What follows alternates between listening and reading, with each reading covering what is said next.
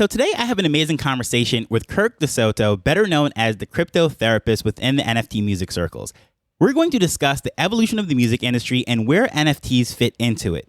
Also, we're going to dive into his journey within crypto since buying ETH at a whopping $10. And of course, we're going to get into his music and his current drop, which is on Token Tracks, which has some of the most ridiculous utility I've ever seen in a project. Hello, I'm Taj, digitally known as Tropic Vibes, the host of Nifty Business, where we highlight NFTs and explore Web 3.0 as we move from pure speculation to creating real-world value.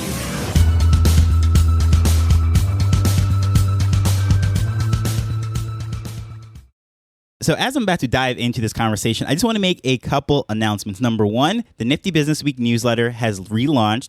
You can sign up for that absolutely free at niftybusinessweek.com. And number two, I want to give you a little warning that in certain areas, the audio does get a little choppy. Normally, I give this caveat to everyone before I do the interview that I'm in Jamaica and anything can happen as far as losing the internet, losing the power, or anything of that nature.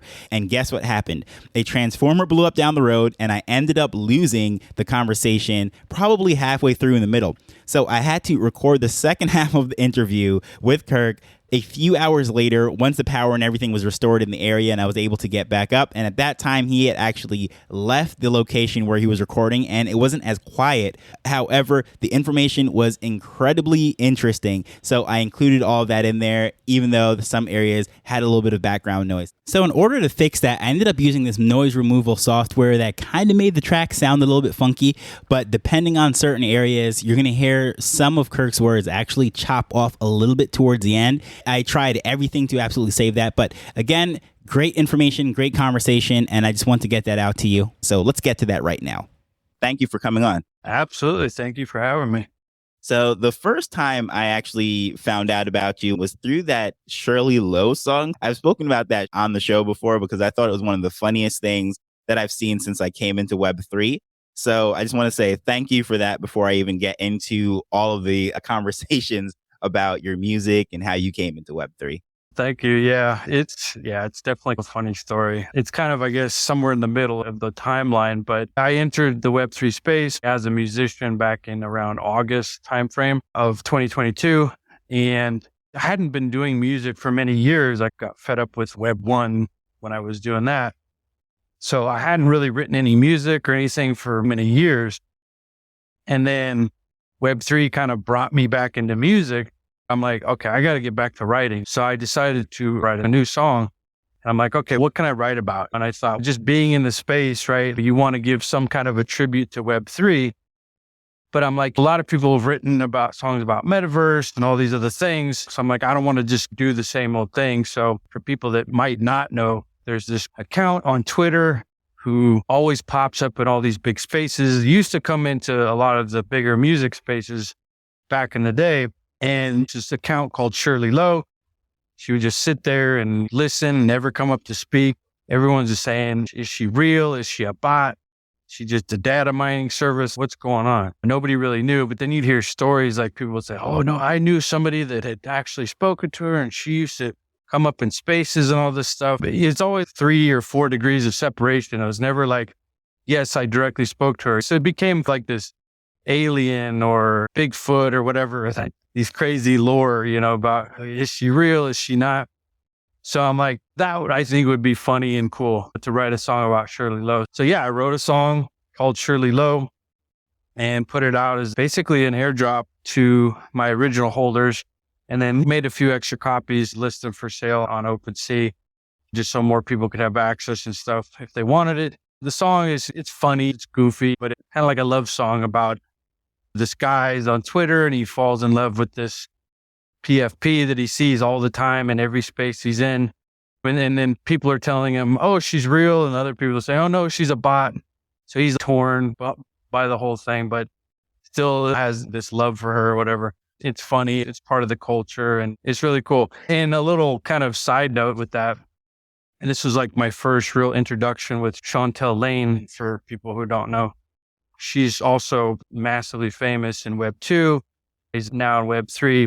I did an interview basically a year ago with this guy from NFT Alt Radio, Lope, and he interviews a ton of people in the space. and all that. And so he did an interview sometime later with Chantel, but I had to leave early to go to another space. So I'm like, I'll just go back and listen to it later because I really want to hear what she had to say. And I'm getting like DMs and texts and all this stuff. Oh man, she's shouting you out. I'm like, what? So I had to go back and listen to the space afterwards. And yeah, I can't remember for 100% she knew who I was, but she knew the song. And it was like, it's her interview. Like she should be focusing on herself. But like which obviously she did, but she shouted me out 3 different times in her own interview, which I thought was incredible. But it also just goes to show what an amazing person she is and how supportive she is of so many people. But yeah, I was like, wow, that's amazing to get recognition for that song from somebody of that caliber. It's really cool. So yeah, that's the history there of the Shirley Lowe song. That's awesome. Yeah, it really is a part of the culture because I remember when I first heard the song was they had this whole space and it was called like the Shirley Lowe Hour or whatever it was. And everyone is coming up with all these play on words and they're playing your song probably every 30 seconds. It was just great. And each time I heard it, I just kept laughing and laughing. So it's really appropriate for the culture and everything. But even before you got into that, writing the Shirley Lowe song and getting into Web3, what was it like for you as an artist? I started my music career in Web 1, what it's now called. I left music around the time that streaming really started actually becoming a thing, and Spotify started becoming a thing a little bit, and people were putting music on YouTube and all that. I just really didn't participate in the vast majority of that, especially Spotify. So I kind of like skipped Web 2 really, and then came back into music in Web 3. But even grinding in Web 1, it was rough. You have some wins and you have some successes, but it's just such a vast world, and the industry has always been very geared towards just taking care of a very small handful of artists. So when you're trying to just get your music out there, it's really hard. It's hard now with Web 2, but it may be even harder then than it is now. And I was living in New York City at the time when I was really pushing my own kind of solo stuff, and the vibe and the time frame was just not great for the type of music I was doing. And also, I don't know, it's almost like I've noticed like music scenes will go through phases, probably like everything else, because I grew up north of Seattle, like during the grunge era, right? And so I remember how impactful that was, not just on Seattle, but the whole world, like just changed the face of rock and roll for a generation. So I've seen these movements before, and it's almost if you have that momentum built by a particular scene or particular movement, that's just the way things go. But then if something changes and it moves on to the next thing and you're not maybe a part of that thing, or maybe that thing doesn't represent what you do, then it's just like you just get swept under with the next thing. So it was definitely difficult. Like I said, I did do internship with Sony Music Studios in New York City while I was living out there for some audio engineering stuff I was doing, and, you know, made some pretty cool contacts there. One guy was an engineer there, Andy Manganello, super nice guy. He brought me in like on his own time, recorded 2 albums for me. One was a solo album. The other, I brought a band in a few months later, but it was just like, okay, what do? Do you give it all to the label and to the record executives and then hope they're going to do right by you? Or do you try to forge your own path? And out of the gates, I was like, I don't know what I can get from these people. And so I'll just do my own thing, because I've always been that independent mindset. So that's the route I took. But like I said, just New York City was unforgiving in that way. And it only got worse year after year. But pretty much most of the clubs you would play out, everything was pay to play. So literally, if I wanted to play a show, they would charge me to play there. You got to sell a certain amount of tickets. And then at that point, you break even. And then anything beyond that, you can reap whatever's left. But trying to get consistently people out to these shows is not easy. So yeah, it was wild for sure. Yeah, that's crazy. I actually had no idea that was how it was done, pay to play. And that really takes a musician and turns them into more of a salesperson and a marketing team than actually an artist. And I did not know that how it was. Is it still like that? I haven't really even attempted to play in New York City since. If I had to guess, it's probably the same. to be honest. I don't know why they would change. So I could totally understand you're trying to be an artist, trying to be creative, yet you have to worry with all this stuff. And we haven't even gotten into all the nonsense that we know about record labels and everything. I know a lot of people have very polarizing views on streaming and Spotify and what have you. What are your views on Spotify and streaming, not just Spotify in general? Yeah, definitely. It's interesting because I didn't have a strong opinion when I first entered the space. And oddly enough, I didn't even have a Spotify account until I entered this space. And I only did it because I had a crypto.com debit card. I might as well just set it up. They're paying for it anyway. I really never used it before.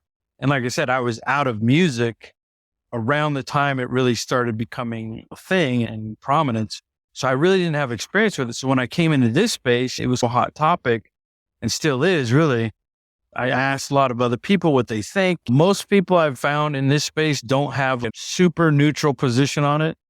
It's either they like it and they're like, I'm going to use it, I don't care. Or they're like, screw Spotify, I'm never going to use it. They're obviously not the only one. You have Apple Music, you have even Amazon, you got other options for streaming. But so I was neutral in the beginning. And then eventually, I had enough experiences being in this space, talking to people, really trying to get to the crux of what's the problem here, what's the issue. And I think ultimately, if people decide they want to use that because they feel like for them, it's an easy way to market themselves, whatever, right? That's their choice. I'm very much open about people doing what they want to do. But as far as me, not like I had a presence there before and then I went away and then now I'm trying to rebuild it. I'm coming in totally from scratch. So it's should I just stick with Web3 or try to juggle both or whatever? I definitely have some mixed feelings about it, but I think overall, it's not a good thing for music. And I'm talking about streaming in general, not just Spotify, but streaming in general. I think the model is completely broken and it just adds to the problem. Because I grew up in a time where it's okay, you wanted to hear what new music was on. You'd either listen to the radio or maybe you try to tap into the local scene for music. Or you go to the record store and you just sit there and flip through albums. Some would have listening stations. You had to do more work. So if you really loved whatever music, you had to physically go find those bands, or it could be word of mouth. Sure. But point is you had to do work, right? It wasn't as simple as a couple clicks. And I think there's in many ways a lot more meaning to that, right? Because it means you really want it, right? Anybody can just open an app and push play and then whatever comes up. But it's a very different thing to actually go hunting for music and then spend your hard-earned money on that music to own something physical, right? And especially when CDs were around or whatever, you could open it up, you take out the booklet, and then of course you get the artwork and you get to know more about the band and who did what. And it's a very vastly different experience. And what it created was people who truly loved music and people who truly loved to collect. It was a collector space. It goes back to vinyls and even up to CDs, right? Something massively changed when streaming came in because you don't own anything. And when you don't have ownership, there's no personal connection to the thing. And I think that's overall problematic for music and for musicians as well. I think as a model, it's completely broken. I think Web3 is really getting us back to our original root of what it means to be a collector and what it means to be much more engaged with an individual artist and their music. Yeah, I agree with that. And I could totally relate to that. So obviously, I'm not a musician. I'm not in the space. So I don't have my opinions based on, say, the royalties and such, because I don't have to deal with that with streaming.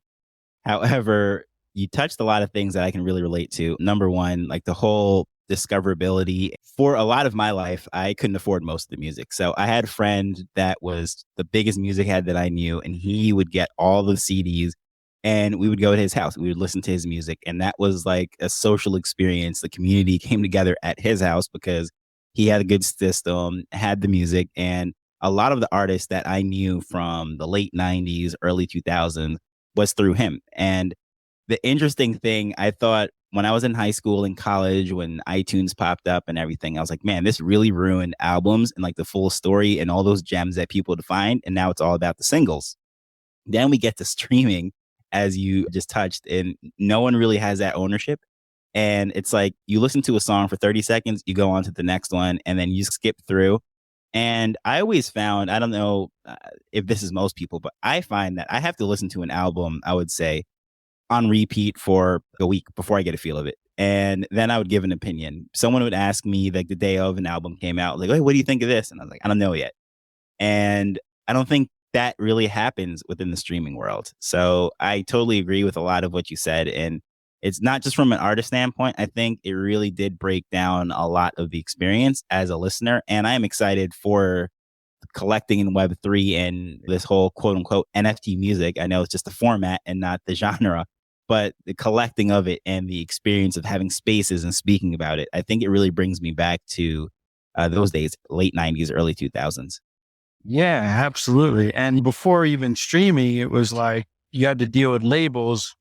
And if you sign a deal with a label, they're going to tell you what kind of music to make, how it should sound, what kind of things you should sing about. Obviously, it was different, right? Like each deal is a little bit different, but it's still, if they want you to do something and they own you and your music, like they're going to tell you what to do. And you might be like, I don't want to do that. I don't like that. That doesn't represent me. Doesn't matter. Like you signed a deal with them. You gave up your rights and your life to these people in perpetuity most of the time. So that's crazy. But then it's okay. Now you enter streaming and it's, oh, cool. We can be independent again. But what happens now? They build algorithms because once again, Spotify is just like the digital streaming arm of the major labels. They built algorithms to boost whoever the labels want to be boosted. And if you're just like a nobody, good luck. So now you're like, okay, if this is hot, this type of music or this sound, geez, I got to write a song that kind of sounds similar so I can get into this algorithm. So now it's like you started out like a slave to the labels, but then you become a slave to the algorithm. You're still not writing the music that you truly love and believe in, right? It's like you're writing for a label or you're writing for an algorithm. And it's at the end of the day, it's no different. But once again, even if you write for the algorithm, even if you have a little bit of quote unquote success in streaming, you could have millions of views on Spotify. You're not going to get rich from that. So that's not your main source of income at all. And you can point to say, look how many streams I got on Spotify. But what does it actually mean? Have you made millions of dollars? No. Have you connected with a ton of fans? No.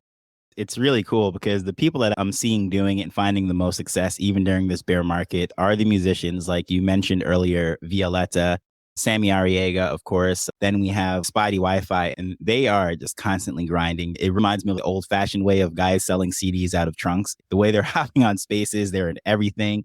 And some people might stand on the outside and say, man, it's the same thing, just the big people getting all the attention. But I can definitely say within Web3, the reason why those people get the most attention, it's because they're putting in the work. And that's not necessarily rewarded. Between 2005 up until 2020 or so, like that window wasn't necessarily rewarded for all the things that you said. So it's pretty obvious as to why Web3 would even be attractive to you. So how did you end up getting into that? So I'd read about Bitcoin probably back around 2011 or so. Back then, there was just such little information and I didn't have a clue what mining was. I'm sitting there picturing like, okay, I got to take a pickaxe out to the landfill and see if I can find computer chips. What the hell? Like trying to understand some of that terminology early on when it's new and you don't know what it is. It's crazy. So I'm just like, whatever, I'm sure more information will come out later. So a couple years later, 2013, a friend of mine was like, dude, you should really like get into Bitcoin and cryptocurrency. It's a cool opportunity. I'm like, oh yeah, I read about that before. Let me look more into it. And I think I'd set up an account with an exchange that year in 2013, but I hadn't really done any deep diving into it. So I didn't really know what I was doing with it. So I was like, I don't know, I'll get to this eventually thing. So it was there. but I never really did anything with it then. And then 2016, the same friend contacted me again, and he was like, dude, you got to get in this market. Come on. And by then you had a few more coins. You had Ethereum and Dash and a bunch of other ones. So I just started researching like everything I could get my hands on. Just wanted to really understand the tech and how it worked. I'd probably researched a good 6 months, just everything I could get my hands on. And then finally by like October around there in 2016, I bought a little bit of Bitcoin, not much. And then over a series of a couple months, I bought varying prices, but my average buy-in cost was about $10 per ETH. So I bought my first 100 ETH for $1,000. Looking back, you're like, why didn't I buy more? Hindsight is 2020, but that's what started me. And then, like I said, I've been in crypto and just really actively trading since 2016. And I've learned a lot in that time frame. So that's where I got started in the crypto aspect. I probably had heard about NFTs 2017, 2018, but it just like went in one ear and out the other. And so I didn't really start paying attention until about 2021 is when I first really started delving into that. So then by 2022, I was just scrolling through Twitter one day and I came across this guy, Jonathan Mann, who does Song a Day. He writes and releases a song every single day. He's been doing it for something crazy, like 15 years. It's like mind blowing, but he sells it for ETH. And I was like, oh, this is interesting, but I still didn't dive too deep in. But I think because I started following him, Violetta Zeroni popped up in my timeline and I was like, oh, this is interesting. Let me check this out. And she posted a video where she was singing a song and I was like, wow, this is really great. She's very talented. She was doing spaces all the time. So I started popping into her group. This is when she was minting Moonshot. So then I just started becoming a big collector. I was just collecting from all these different artists. In some cases, whaling in, right? Because I still had a bunch of ETH left from my original purchase because I never had sold before. Because I'm hanging out every day with all these musicians on Twitter, it was just like I find myself picking up my guitar again and playing more. And I was like, I don't know, maybe I could get back into music. I don't know. In one of her spaces, I was like, yeah, I used to do music. And they're like, what, really? I'd already been coming regularly for about 3 months at this point. So they were surprised. I'm like, yeah, no big deal. I don't really do it as much anymore. And they're like, play something. So I was like, okay. So I played something I had recorded a while back and they were very cool about it. They're very receptive about it. I was like, wow, that's really cool. This is definitely more validation than I've had in a really long time. It just inspired me to keep pushing forward. I ended up getting linked up with Nifty Music, who she did her first drops through. And I ended up applying just to more or less see what it was about. And they ended up saying, yeah, we're starting up this kind of academy thing so we can bring more people on. And if you'd like to be a part of it, let us know. So I was like, okay, what the heck? So I agreed and started up the classes. And then after I had sent the money and it was official, this thing just hit me like, oh my gosh, what am I doing? What am I doing? This is crazy. I haven't done music for a decade and this is just nuts. I was equated to one of these boxers where they get hurt in their prime and the doctor's like, you can't box anymore. So they just stop and then get all rusty and everything. And then a decade later, they're exercising. They're like, that injury doesn't feel quite as bad like it used to. When they get back and they start sparring a little bit, and they're like, it doesn't really hurt anymore. I don't know. So that's what I feel like in a sense. Been out of the game for so long, but I'm like driven. So I'm like, man, I got to just do whatever I got to do to get back up to par. So really the last year, I've been just hardcore, just trying to rebuild my voice back to where it was, relearn all my old songs and everything, and just pick up where I left off, so to speak. But yeah, that's really how I got started in the space. And like I said, first as a collector and then as a musician, and I'm still a collector. I still buy a ton of people's stuff because I like to support. That is really cool. And that is the thing that I think that a lot of people go wrong with. They just come into the space, say, oh, wow, there's an opportunity to make some money. And they just start making things and then they make a mess. And especially when things don't go well, then they have all these things out there and then they end up leaving. But I really like the fact that you stuck around, got ingrained with the culture, and that clearly shows within your music with the Shirley Lowe track. That shows that you understood what was going on in the space, because that is one of the most Web3 songs I've ever heard in my life. And so I really appreciate that version of the entry. And when you're saying about the education, was that the token tracks section, or is that something completely separate? So separately, I ended up going to NFT London, which I didn't actually go to the event, but Josh Savage, another musician friend in the space, he was putting on a little show at a club in London. And it was literally like last minute that I even was like 100% confirmed to even make the trip out there. I just was going to come to hang out and get some like video footage and different things. And that was really just the plan. But when I got out there, I met up with everybody, a little reunion, because I'd been to a couple of music NFT events prior to that. It was a bit of a small reunion, so to speak. And then also meeting people IRL that you've never met, but you've only spoken to on Spaces, which is always really cool. So while I was there, I went to Josh's show, and there was a whole bunch of musicians playing there. And Josh approached me. He's like, "Hey, I know you weren't on the bill. We weren't sure you were going to come. We're here. Yeah, I only have the club until a certain time, but I think there's enough time if you want to just jump up and play a song real quick." So I was like, "Oh, wow. I definitely wasn't expecting that, but okay, sure." So I went up and I played one of the songs that I had released on my Genesis collection that a lot of people have said they like. It was wild because I think I was like a week off from hitting 11-year mark from taking a stage, right?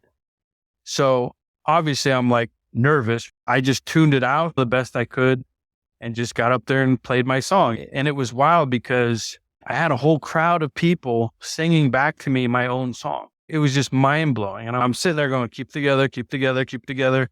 You know what I mean? Because having that is one of the most amazing feelings you'll ever have in your life. Having something you produce and put out there to the world, you sharing your most intimate self, and people not only are there to support you, but they're singing it back to you, your lyrics, like that's just the biggest compliment a musician could ever get. And so it really was just like this wow moment. I got to keep doing this. Like it really inspired me to keep this thing going. Oh, I can imagine, because even as a podcaster, just to have somebody say, your show is really great. I appreciate what you said about whatever topic it might be. That always blows my mind, and it just encourages me to keep creating content and going. So to be a musician on stage, to have people singing back your lyrics, that really does have to be mind-blowing and validating, especially if you have the opportunity to speak to somebody that you actually look up to in the space. And of course, that is sort of what also happened to you within the space. So I'd love for you to explore that a little bit more.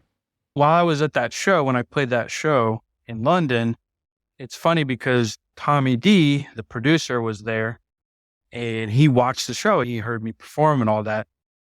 And it's just hilarious because I don't know what happened. It wasn't a huge club or anything, but for whatever reason, we just didn't meet at the venue. But we ended up hooking up through Zoom and all that. And we started having conversations, and he said, "Oh man, I loved your performance and everything." I was like, "Oh, that's really cool." And I knew a little bit about Tommy just from popping into a couple of his spaces, but I didn't really know the full scope of who Tommy D is, right? So when I looked him up, I was like, "Oh my gosh, this guy has worked with like everybody imaginable, basically." And so I'm like, "Why is this guy talking to me?" It was really cool. So we just got to talking more and more and realized that we're very much on a similar vibe as far as what we're trying to do in this space. And so he eventually was like, "Hey, we'd love to bring you on our team in some capacity." And because I was already advising a lot of other artists in the space on drop mechanics and things like this, maybe we could bring you in as an advisory role to help liaison artists, either new artists who've never dropped before, or even people that have dropped, but maybe need some feedback or whatever, especially like Web 2 people that actually need a lot more hand holding to enter the space and like really how to focus and build their brand out in Web 3. I'd love to bring you on in that role, in that capacity. And I was like, "Yeah, heck yeah, man," because I'd had some experience with other platforms and stuff, and a lot of times it just wasn't great. And just the fact that he is who he is and he's building what he's building and he's doing it for all the right reasons, like that's, for me, all I need. to know. And it's like, yeah, absolutely. Sign me up. Yeah. So he brought me into Token Tracks as an advisor. And then I decided, hey, I'm going to do my next drop on Token Tracks because I want to support the platform as much as I can and bring more people in. So it's a song and it comes with art, right? Which my wife actually drew, which is really cool. But it's also acts like a VIP pass to what I'm dubbing like a Web3 university, right? Because I have this kind of background in crypto and finances and all this other stuff, like I've been through many cycles now in crypto. I've seen how it can affect people in a negative way, sometimes in a positive way, but usually in a negative way, simply because people just don't know how to take profits. They don't understand cycles and they don't understand the emotional aspect of the markets.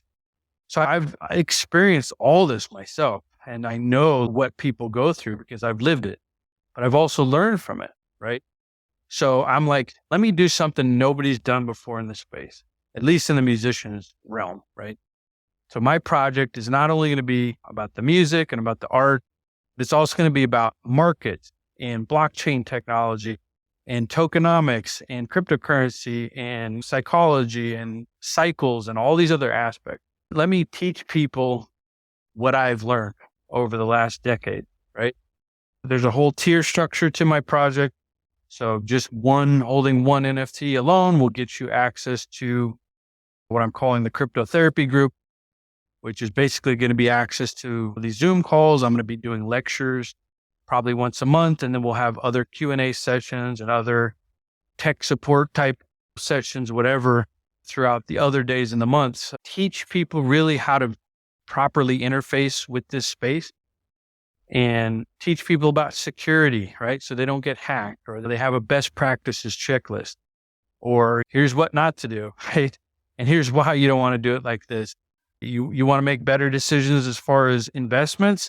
Here's some strategies on how to do that, right? It's not financial advice. I want to teach you how to critically think and how to critically analyze things so that you can make better decisions for yourself. Because once again, you have artists out here that only most of the time want to focus on the art, right? Starving artists. What if I could teach you how to make decisions in this marketplace, right? Utilize the tools that are here to set aside a little nest egg for yourself as an artist to where you don't have to worry as much. You don't have to work as hard. You can keep doing what you love, which is music or art or whatever. Now you have this little nest egg. And eventually you don't have to just give up your dreams because now you got to go work full time at a 9 to 5 or whatever. That's my goal with this whole thing. It's a longer term project and strategy. And I priced it at a point where, yeah, it's a little bit more expensive because even a trading class alone will cost you $500 to $1,000, a credible one. And I'm going to teach you like a lot of these things as part of it. And for the equivalent of a little over $200, like it's a steal as far as that goes. Once again, my focus is building a community and helping people set themselves up to be making better decisions so that they can become more financially stable to some degree. So that's my goal with it. Yeah, that's very interesting because that's one of the things that I say too. When you're purchasing things, there's different types of utility. And as you said, sometimes some of these courses, $500, $1,000. And the baseline that I always use for information is what we pay for college, right? Per credit. And we don't get anywhere near as much information. So I think that's a fair price point if you ask me. I'm definitely like giving a very low entry point for people who are interested in this, right? This particular type of utility. And like I said, it might not be for everybody, but I don't just cover trading. I cover all kinds of different things that have taken me many years to learn, trial and error. That you can't replace experience in that sense. But like I said, I want to do this for people so that I can build a community of people that want to learn this kind of stuff and use it in their lives. So that's really why I'm doing it. Yeah, it's really awesome. And to my understanding, from what I was checking out from the space that you had, there's also lots of utility that ties back into the music side of things. So would you explain that? The first tier gets you into the kind of Web3 university, as I'm calling it, where I'll do lectures and we'll do Q&A and all kinds of things.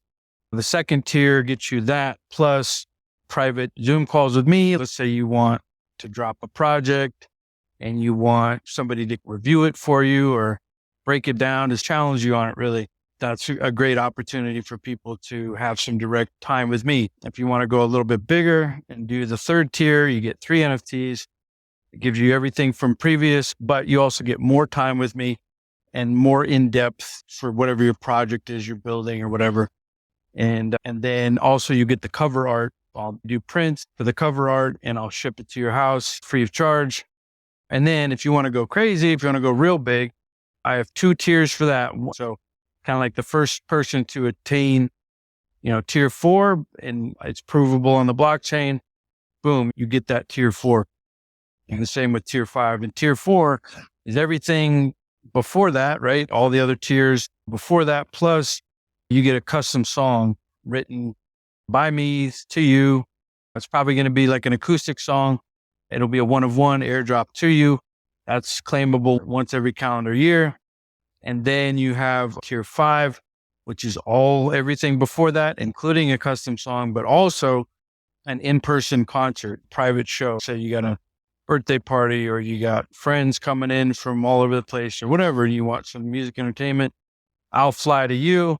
I'll play the show, and that's it. And that's also claimable once per year as well. So definitely, I think a lot of value for what it is. And I try to make it to where there's something for everybody. Some people might not be able to either afford that higher utility, or maybe they're just not interested in it, but they like the educational aspect. Like I said, there's just something for everybody. So there is multiple ways to get involved. It is appealing not just to the person who wants to sell music and make a killing in Web3, but just holistic training, just learning about the whole thing, your experience over the 10 years. So I think that's great. There's a saying that we say in marketing that either you're going to pay with money or you're going to pay with time. And someone who has been in the space has been doing this for as long as you have, just to get involved with you and not make those mistakes that you have. I think that is very valuable. So the utility, the tiers, very unique. I don't think I've ever heard anyone that's offering to come fly to you or even make a custom song. That's just really interesting to me. I appreciate that. That is very unique. And for anyone that wants to get involved with this or check this out, where would you recommend they go? Yeah, definitely. So just check out tokentracks.com and then you can search my name, Kirk DeSoto. I only have the 1 drop on there right now. There will be more in the future. I will be doing some open editions of different things on the platform too. So even holding just 1 gets you access to free claims from certain drops I do on the platform too. In this market, I get it. A lot of people are low on liquidity, but I'm not just throwing out music. It's also music, but it's also education, and it's also helping you make hopefully better financial decisions within this space. And then you'll actually have more money to throw around to support other artists. That's what I've done and what I want to focus on. And I will say this towards the end about the song, which I think I forgot to mention earlier, but yeah, Tommy D actually produced the song. I was going to do a drop on the platform and he was like excited about that. So I'm like, hey, I'll send you the track. Just give me any feedback you want, but this is the song I'll be dropping. And I had an original mix that I did with a local engineer here. He heard it and he was like, wow, this is great. He's like, but I hear a couple of things that I feel like I could add or whatever could be added. So I sent him over the stems and he really just did a lot of interesting, cool stuff with it and really made it something even more spectacular. And like I said, he doesn't like to brag either. He's worked with like most of the top artists out there, Jay-Z, Beyonce, Adele, Michael Jackson, Janet Jackson, on and on, right? And just to have somebody like that tell you, hey, I love your song, let me add something to it. It's phenomenal. So yeah, you'll be getting a track that was produced by a Grammy award-winning producer who has had 30 years in the music industry and has worked with everybody imaginable. That alone, I think, has some good value as well. So I do find that interesting, and it's just very cool that someone is able to connect with you, get all of that knowledge, not only from the crypto space, but from the music space. And again, just a really cool project, really great speaking with you. And yeah, it was really a pleasure.